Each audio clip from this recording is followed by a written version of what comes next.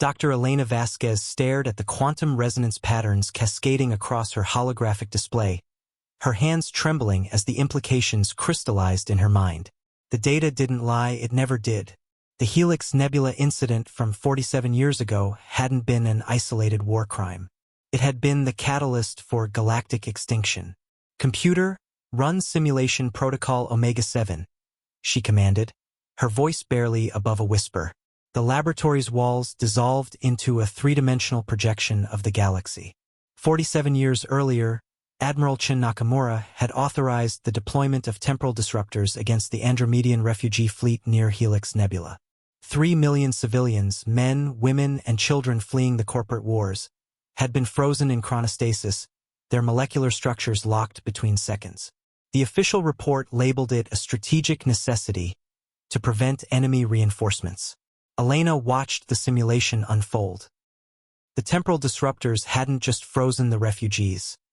They had torn microscopic holes in spacetime itself. These quantum fractures, invisible to conventional sensors, had begun propagating through subspace at near-light speed, creating a web of instability that weakened the fundamental structure of reality. "Fascinating," murmured Dr. Koroth, the Vulcanoid physicist who had been monitoring Elena's research. "The quantum foam degradation follows an exponential pattern. Each fracture spawns 17 subsidiary tears within a parsec radius." Elena nodded grimly. The cascade effect was inevitable. We just didn't understand quantum mechanics well enough 47 years ago to predict it. The holographic galaxy pulsed with spreading red zones, each representing areas where spacetime had become critically unstable. Stars began winking out as their fusion processes destabilized. Planets cracked like eggshells as gravitational constants fluctuated wildly.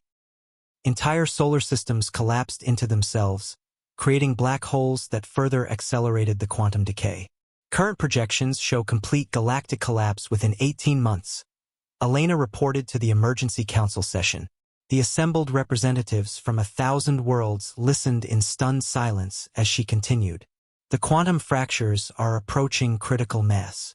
Once they reach the galactic core, the supermassive black hole's gravitational field will amplify the effect exponentially." Senator Aldrich of Earth Colony Beta leaned forward. "Are there any countermeasures? Some way to reverse the process?" Elena's expression remained stoic. "We've modeled every possible intervention. Quantum stabilizers, temporal anchors, even controlled black hole detonations to create firebreaks in spacetime. Nothing works. The mathematics are absolute." Dr. Koroth stepped forward, his alien features reflecting millennia of scientific wisdom. "There is perhaps one theoretical possibility. If we could generate a quantum mirror field of sufficient magnitude, we might create a controlled collapse that prevents the cascade from reaching the galactic core." "What would that require?" asked Senator Aldrich. "The simultaneous detonation of every star within a 2,000 light-year radius of the galactic center," Koroth replied matter-of-factly. "Approximately 40 billion star systems. Every planet, every civilization in that region would be instantaneously vaporized." The council chamber fell silent.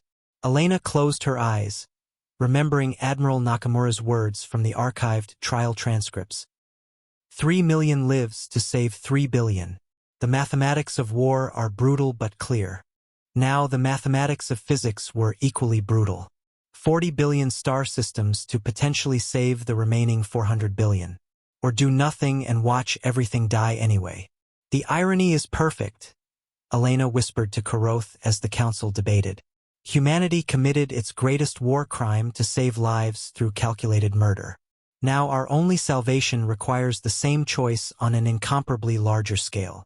Through the laboratory's quantum telescope, Elena watched distant stars flicker and die as the wave of destruction continued its inexorable advance. Admiral Nakamura had pulled the trigger 47 years ago. The bullet was still traveling, and it was about to strike the heart of everything they had ever known. The galaxy had 18 months left to decide whether redemption required repeating humanity's greatest sin on a cosmic scale. Elena suspected she already knew what choice the mathematics would demand.